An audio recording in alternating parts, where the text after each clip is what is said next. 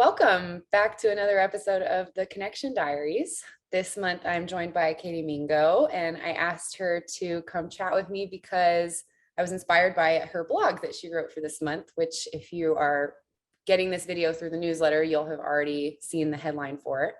But it's about leaving robotics behind and embracing humanity in your systems. And it made me think we talk about human being so crucial to business, the concept of humanity. And we've put it in our vision statement that's recently been developed. And we talk about it as core to everything we do in all of our tools. But I don't think we've ever really talked about it in this forum, what we mean by that. Like, why do we think human systems, the human side of organizations is so critically important to business success? So Katie, what do you think? Why do we talk about this all the time, and why does it matter?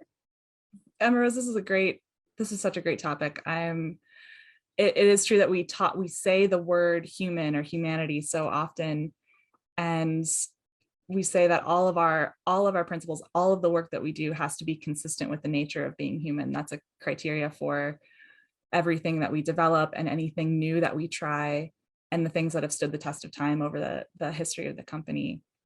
And I think in a sentence, it's because organizations and businesses are made up of human beings.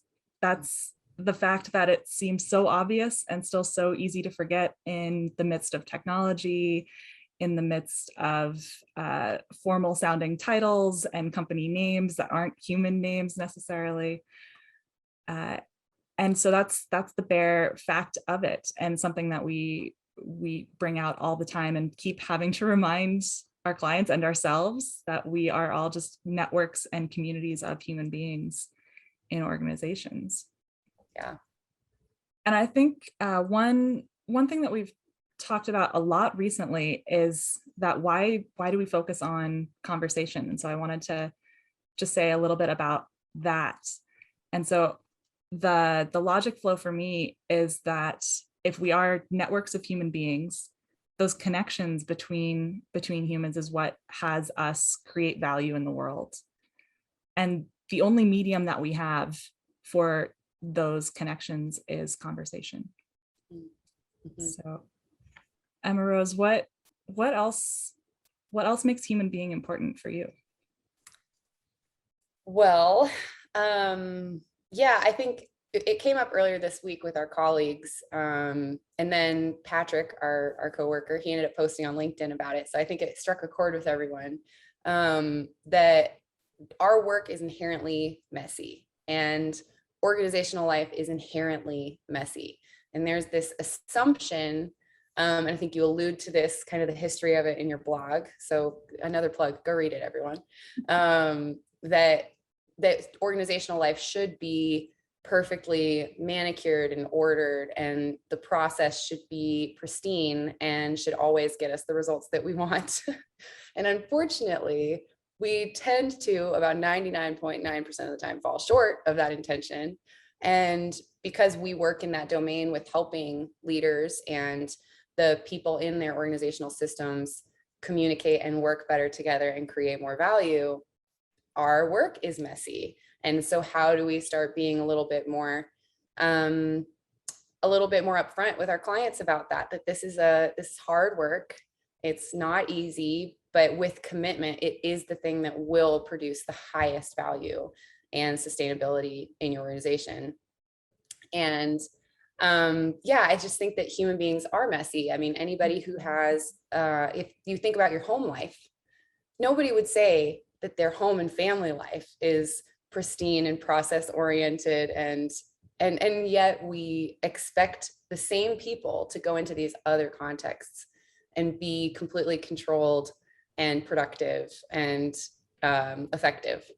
And I think that's so interesting that we still have that separation, and we're the same people showing up. We're actually carrying all that messiness from home into our work life. And I've been reflective lately as well, just hearing friends share about their experience with their leaders in their organizations, that human messiness that comes up, even when it's not directly related to the work necessarily, It's the interpersonal stuff, annoyance, frustration, rumors going around, people complaining behind the scenes, all that stuff. It does affect your work and it does affect your organization and the bottom line, but a lot of leaders don't want to play with that. They don't want to take responsibility for engaging with that mess. It's so true. There is no switch that we turn on at 8 or 9 a.m. in the morning and turn off when we go home or spend time with our friends and family. I love that. And it's really in that awareness that you're talking about, that messiness does exist and that we do have to make a choice about what to do with it. There's a social psychologist, and I love the metaphor he uses of the rider and the elephant. And he talks about, his name is Jonathan Haidt, and he talks about the elephant being our emotional side and our emotional being, and it makes these split-second decisions, and it has the strength to just be on autopilot and rush off without the rider's approval or knowledge.